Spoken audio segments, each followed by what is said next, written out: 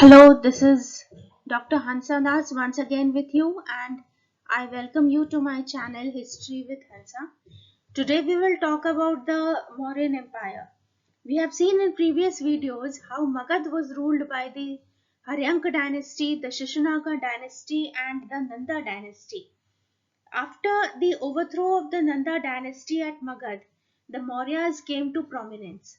The Mauryan Empire was the first and one of the greatest empires to be established in Indian history. Chandragupta Maurya, the founder of the Mauryan Empire, not only overthrew the Nandas from Magad, but also the Greek satraps from the northwest frontier and unified a large part of India under his centralized government. In this video, we will talk about the important sources through which we can construct the history of the Mauryas and also about their origin and dynastic history. So let us begin with the sources. The history of the Mauryan rule is rendered comparatively reliable on account of evidence that is obtained from a variety of sources.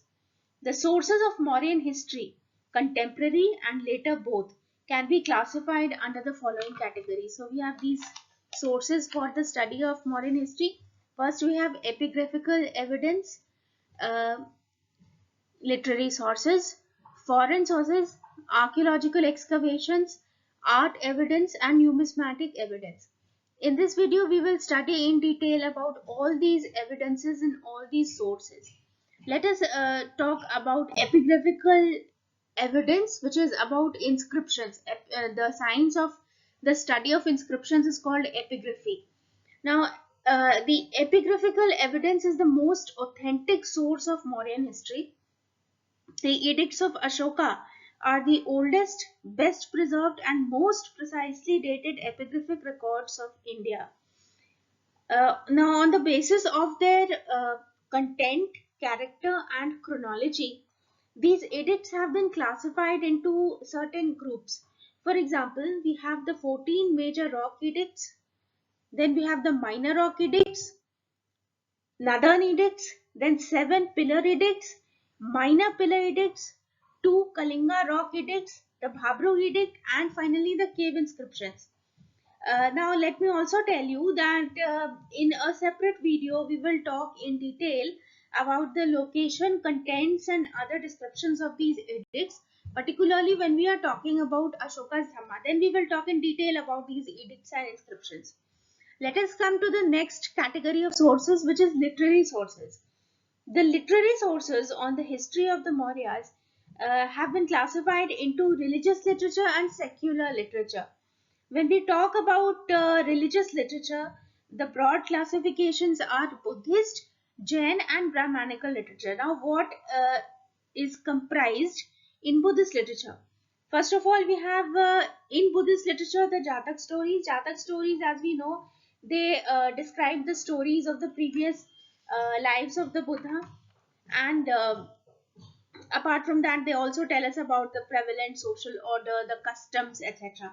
Then we have the Ashok Vadan and the Divya Vadan, which contain a collection of legends built around the personality of Ashoka. And then we have Deepa Vamsa and Mahavamsa. Deepa Vamsa and Mahavamsa are Sri Lankan chronicles which describe in great detail the part played by Ashoka in the spread of Buddhism in Sri Lanka. Then we have Mahavamsatika, which is a commentary on the Mahavamsa, and it also contains many legends on the Mauryas. And finally, another Buddhist literature is comprised in the Manjushri Moolkalp, which is a Buddhist non-canonical work, and it contains many important facts, including those of the Nandas and the Mauryas.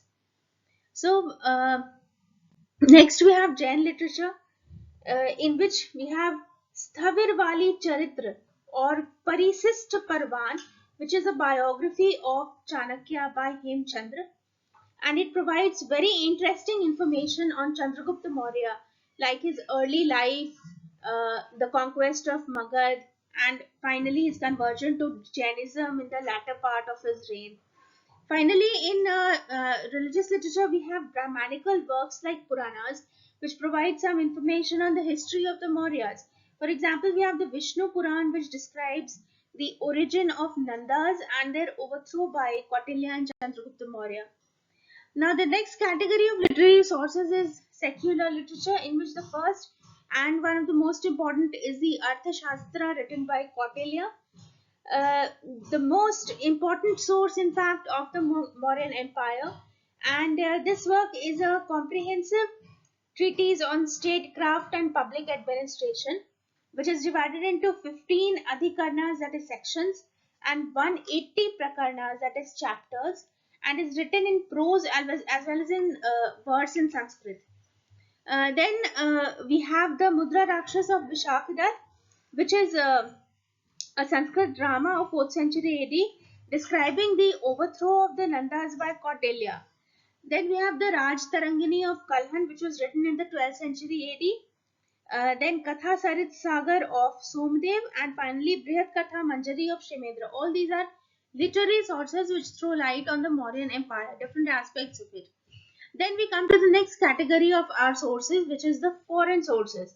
Now, foreign sources of information, which are considerably more relevant and are near contemporary, they are mostly accounts gathered from classical writings in Greek and in Latin.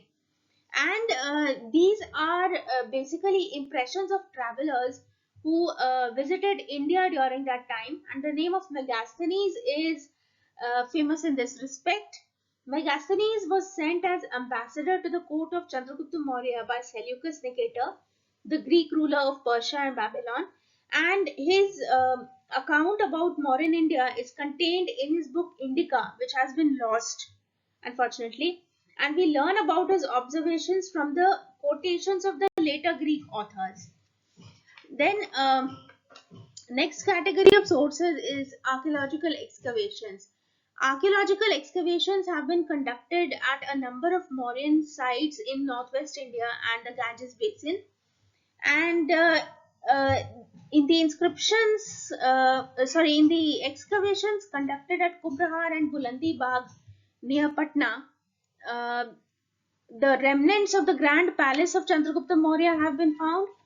And then we also have excavations at Kaushambi, Rajgriha, Patliputra, Hastinapuri, Takshila, etc., which have enabled us to reconstruct the historical developments of the period. And it is also important to note here that the Nadan black polished ware, or NBPW, was a common pottery type used throughout the Mauryan Empire. Then the next category of sources for the Mauryan Empire is art evidence. Art remains basically include the remains of the Mauryan stupas, viharas, and the animal capitals surmounting the pillars on some of which the edicts were inscribed. For example, we have the single lion capitals at Rampurva, Laurya, Nandangad. Then we have the single bull on another pillar at Rampurva. Then the 4 lions at Sarnath and Sanchi. And finally, we also have 2 elephant figures, one of which is carved on a rock at Dholi, and the other one is engraved on the rock surface at Kalsi. These are believed to be Ashokan, they belong to the Ashokan period. And then finally we have numismatic evidence, that is evidence gathered from coins. Coins in circulation during the Mauryan period are known as punch marked coins. The punch marked coins, the Mauryan punch mark series, are significant in that they were probably issued by a central authority, as is indicated by the uniformity of the symbols used. So this is about the sources of the Mauryan period. We have looked into epigraphical evidence, literary foreign sources, archaeological excavations, and art and numismatic evidence. Now let us proceed further and talk a little about the origin and the dynastic history of the Mauryas. So the foundation of the Mauryan Empire in 321 BCE, although the dates differ slightly here and there. Normally it is 321 BCE by Chandragupta Maurya. It was a unique event in history. Particularly, in view of the fact that it was founded shortly after Alexander's victorious campaigns in northwest India. It has been suggested by D.D. Kosambi that the most immediate and unexpected byproduct of Alexander's invasion of the northwest was that it hastened the Mauryan conquest of the whole of India. And according to classical sources, Chandragupta Maurya is supposed to have even met Alexander and advised him to attack Magad, which was under the unpopular rule of the Nandas. But then there are a lot of discrepancies and a lot of opinions about Alexander's invasion and whether Chandragupta Maurya, how far he was influenced or it impacted his overthrow of the Nandas, etc. Now, when we talk about the early life and history of Chandragupta Maurya, it is shrouded in mystery.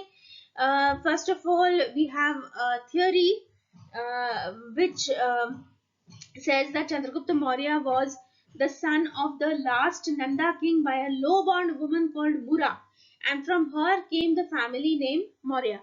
Then we have the Buddhist tradition, which tells us that Chandragupta Maurya was a member of the Maurya clan of Pipalivana, and thus suggests that this dynasty was in some way linked to the tribe of the Shakyas to which the Buddha belonged. So, in this explanation, the family name Maurya is said to have been derived from the name of the tribe, and it also indirectly implies that as an old family of chiefs, they were in some senses Kshatriyas. Now, the Puranas, they too describe the Mauryans to be Shudras, and the Brahmanical perception about them is based on its earlier idea of the Magadhan society, which is generally consisting of mixed caste. It had a mixed caste origin. Then we have the classical sources. They also do not link the Nanda and the Maurya dynasties, though in the classical sources, Chandragupta Maurya is known to them as Sandrocotus and is described to be of low origin.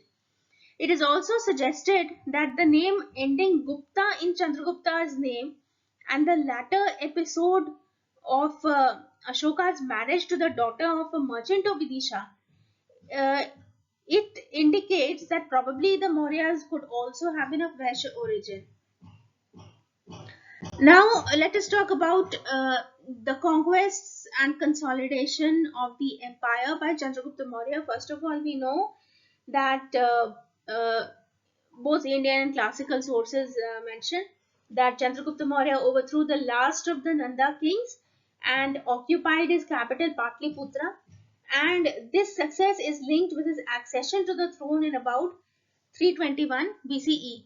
Now, the years 325 to 323 BCE were crucial in the sense that many of the governors who were stationed in the northwest after Alexander's invasion were assassinated or had to retreat, and this enabled Chandragupta Maurya to gain control of this region rather quickly. Then we know that one of the first major achievements of Chandragupta Maurya on the military front was his contact with Seleucus Nicator, and in the war that ensued, Chandragupta Maurya is said to have turned out victorious, and eventually peace was established with Seleucus. Seleucus gave him eastern Afghanistan, Balochistan, and the area west of Indus. A marriage alliance was also concluded, and Seleucus also sent an ambassador called Megasthenes, who lived in the court of Chandragupta Maurya for many years. Then we have the conquest and subjugation of Saurashtra or Kathiawar in the extreme west, which is attested in the Junagadh rock inscription of Rudradaman of the middle of the 2nd century AD. And finally, we also know that with regard to his control over the Deccan, there are some medieval epigraphs which inform us that Chandragupta Maurya had protected parts of Karnataka also. So this was about how Chandragupta Maurya consolidated the Mauryan Empire. When we talk about his death, it is the Jain tradition informs us that Chandragupta Maurya, having become a Jain, abdicated the throne and went south with Bhadrabahu, the Jain saint. at Shravanbelagola, the Jain religious center in South Karnataka. He spent the rest of his life and died in the orthodox Jain way by slow starvation. This was about Chandragupta Maurya. Now, the next ruler was Bindusar. Bindusar, the son of Chandragupta Maurya, is said to have ascended the throne in 297 BCE. Uh, there is comparatively little known about him from either Indian or classical sources. To the classical sources, he is known as Amitrophates, and they also inform us that he had contacts with the Seleucid king of Syria, Antiochus I. In a very late source, in the work of the Buddhist monk Taranath of Tibet, we are told of Bindusara's warlike activities. He is said to have destroyed kings and nobles of about 16 cities and reduced to submission all the territory between the eastern and the western seas. Probably in Bindusara's reign, the Mauryan control of the Deccan and the Mysore plateau in particular was firmly entrenched. Bindusar is called slayer of foes, but his reign is not very well documented. His religious leanings are said to have been towards the Ajivikas. Buddhist sources suggest the death of Bindusar around 273-272 BCE. After his death, there was a struggle for succession among his sons for about 4 years, and ultimately around 269-268 BCE, Ashoka was crowned Bindusar's successor. So the next ruler was Ashoka. What do we know of Ashoka?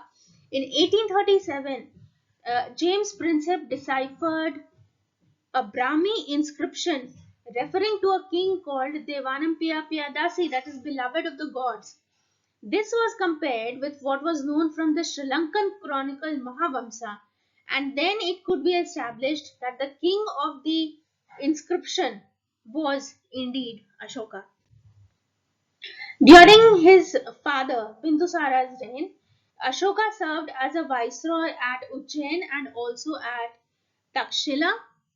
It is suggested that he was sent to Takshila for quelling a revolt, and after being successful at Takshila, he was sent to Ujjain as viceroy. Ashoka married a Vidisha merchant's daughter and had two children, Mahinda and Sanghamitra. About the accession of Ashoka to, there are several versions, but it seems that he was involved in a struggle against other princes before he ascended the throne. Now, a very important event of Ashoka's reign was the Kalinga War, and Ashoka, in his Rock Edict 13, describes his conquest of Kalinga, which is said to have taken place 8 years after his accession, that is around 260 BCE. In this war, the Kalingans were completely routed, and 100,000 were slain, and many times that number died. Though on the battlefield Ashoka was victorious, the inscription goes on to describe his remorse, which then ultimately turned him towards Dhamma. And a policy of conquest through war was given up and replaced by a policy of conquest through Dhamma Vijay. Now we are going to talk about Ashoka's Dhamma in greater detail in another video, where we will talk about how Ashoka's edicts are helpful in understanding his policy of Dhamma and how he propagated Dhamma. So when we talk about the successors of Ashoka, it is actually difficult to construct a continuous history of the empire after Ashoka. Perhaps after the death of Ashoka in around 232 BCE, the empire was divided into western and eastern halves. The western half was governed by Kunal, Samprati, etc., and later on this part was threatened by the Greeks from the northwest. In the eastern half of the empire, with a capital at Patliputra, 6 later Mauryan rulers from Dasharath to Brihadarath ruled. So, on the basis of this chronology, the Mauryas ruled for 137 years. The first three Mauryas, that is Chandragupta Maurya, Bindusar, and Ashoka, they ruled for 85 years. And the later Mauryas, after Ashoka's death, they ruled for a total of 52 years. The last Mauryan ruler, Brihadrath, was overthrown and killed by the Mauryan commander-in-chief Pushyamitra Shunga, and the fall of Brihadrath must be taken to mark the end of the Mauryan Empire in 185 BCE.